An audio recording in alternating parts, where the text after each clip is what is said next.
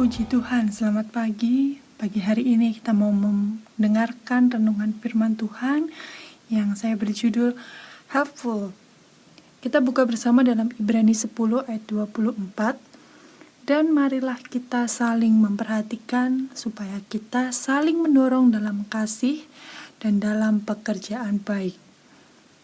Dalam kitab ini Rasul Paulus menyadari bahwa setiap kita akan menjadi lemah dan mudah jatuh jika kita tidak saling mendorong satu sama lain, tidak saling memperhatikan satu sama lain.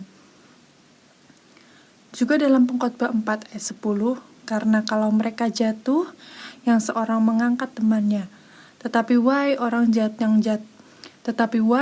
yang jatuh yang tidak mempunyai orang lain untuk mengangkatnya.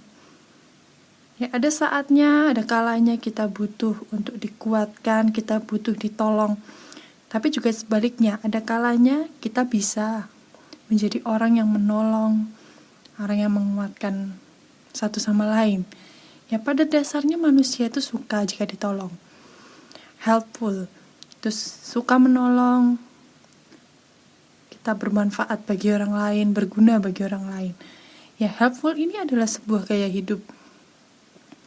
Dan ini juga gaya hidupnya Tuhan Yesus. Tuhan Yesus banyak menolong orang. Sampai sekarang pun Tuhan tetap menolong.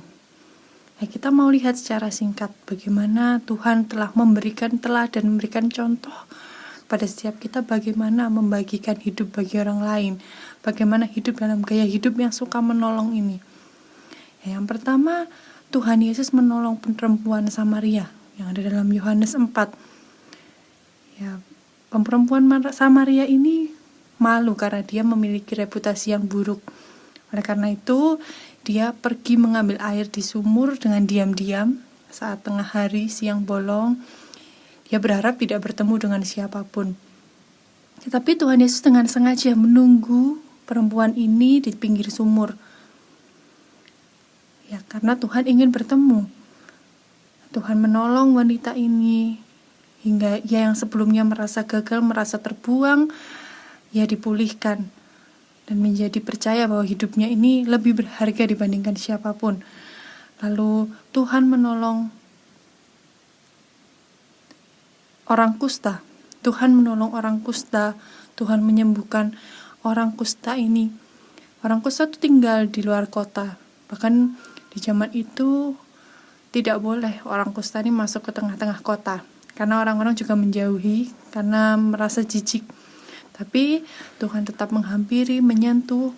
Tidak hanya berhenti di situ, Tuhan menyentuh hingga menjamah dan menyembuhkan. Masih banyak kisah-kisah lain. Tuhan menolong pemungut cukai, orang berdosa, pelacur.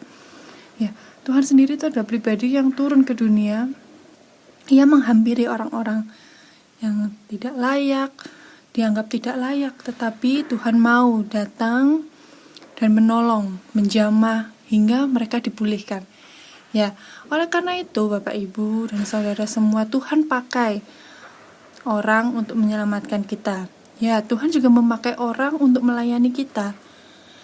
Tuhan pakai orang untuk peduli dan menerima apapun keadaan kita. Dan sekarang giliran kita juga untuk mau dipakai sama Tuhan. Kita mau dipakai untuk menciptakan kebaikan Tuhan bagi orang lain. Kita jadikan helpful ini sebagai gaya hidup kita juga. Dan saya percaya Tuhan tidak pernah memanggil kita untuk melakukan apa yang kita tidak bisa lakukan. Kita semua dipanggil untuk melakukan semua yang kita bisa.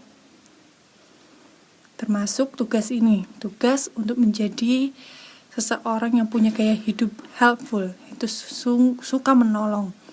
Ya, ada langkah praktis ya yang bisa mulai kita terapkan dalam hidup kita sehari-hari.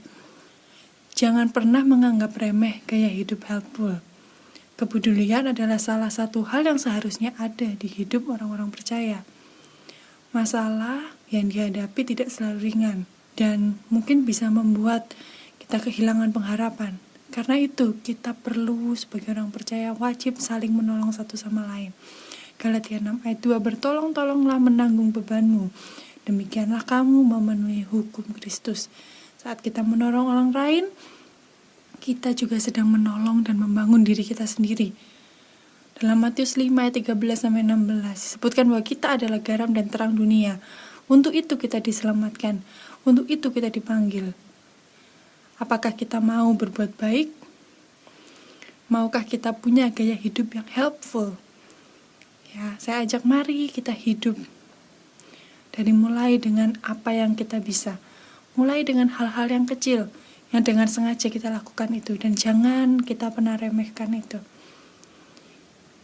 Lakukan ini dimulai dari komunitas kita, sehingga kita bisa berdampak tidak hanya di dalam saja, tapi kita juga berdampak di luar komunitas kita, supaya mereka semua bisa melihat perbuatan yang baik ini dan memuliakan juga Bapa yang di sorga.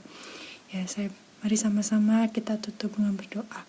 Tuhan, kami bersyukur buat renungan pada pagi hari ini. Terima kasih, kami bersyukur untuk teladan yang sudah Tuhan berikan kepada setiap kami. Kami mau belajar melakukannya, kami mau menjadi berkat bagi orang-orang di sekitar kami. Terima kasih Tuhan, kami bersyukurnya di dalam nama Tuhan Yesus. Haleluya. Amin.